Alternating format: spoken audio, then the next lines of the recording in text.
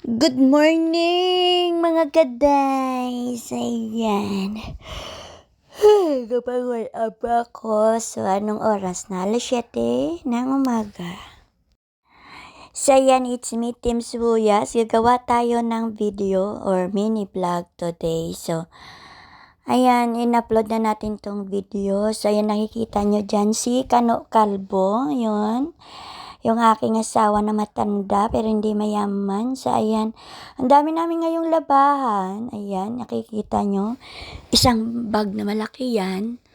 Dahil sira nga itong washing na to. So, pagkatapos ng mga technician na chinek, tapos wala naman silang pyesa na pagawa. So, hindi ko na pinasok sa laundry yung washing hanggang dumating to si Kano kasi nga, i-close namin ang valve doon sa likod kasi nga tatanggalin yung hose na nakatat sa washing kasi wala siyang check valve ba dyan sa likod. So, pag kailangan namin gamitin or katulad yan, binaklas namin yung washing, lalabas pa ako sa gate tapos i-off ko pa yung valve.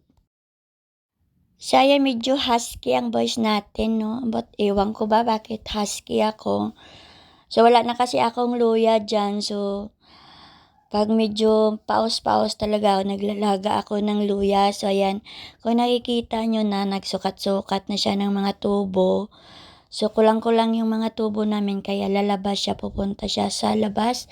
Kahit napakainit, dyan sa hardware sa kanto, bibili daw siya ng male at female. Iwan ko dyan at tubo. Kasi nga, para maklose na yung valve sa likod kasi tatanggalin na namin yan dahil hindi naman na siya magagamit, iwan ko, ibebenta ko na lang siguro sa kalakal. So, ayan, pero hindi ko pa siya ngayon ibebenta, gagawin ko muna siyang lagayan ng mga abubot, so sa susunod na lang. So, ayan, ganyan, kagulo yung aming bahay. So, ayan, ginagawa niya na tong patungan tong washing na to dahil sabi niya nga, bibili na lang daw kami ng bago kaysa paayos to dahil pag pinaayos, baka sa susunod na buwan, iba naman yung sira. So, mag-aaksaya na lang daw kami ng pera. So, ayan. So, ayan, inayaan ko na lang siya dito. So, ako talaga, hindi talaga ako makamove on. Basta masira yung mga gamit ko na pinundar ko kasi ako talaga, maingat talaga ako sa gamit. Pero yung gamit na talaga yung umayaw sa akin, ako, hindi pa talaga ako umaayaw sa kanya. Kaya ayan, hindi ko pa siya itatapon kahit may sira na yung tuktok niya, hindi ko pa rin siya itatapon. So ayan, mga ilang oras na lang siguro to. O iwan ko kung may 24 hours na lang to na nandito si Kano Kalbo kasi nga mag-aayos din kami dahil pa-flight siya, diba? So, tustuusin, kasama talaga siya sa bakasyon namin sa Negros, pati yung anak ko. Pero dahil medyo nagkaroon ng uh, ibang likuan, napunta siya sa Amerika, kami na mapupunta sa probinsya.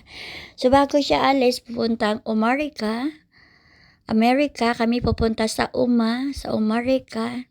Yan, sabi niya, ayusin daw niya muna to dahil pag hindi daw niya to ayusin, iwanan ko lang tong washing dyan. Siyempre, hindi ko naman niya kaya buhatin.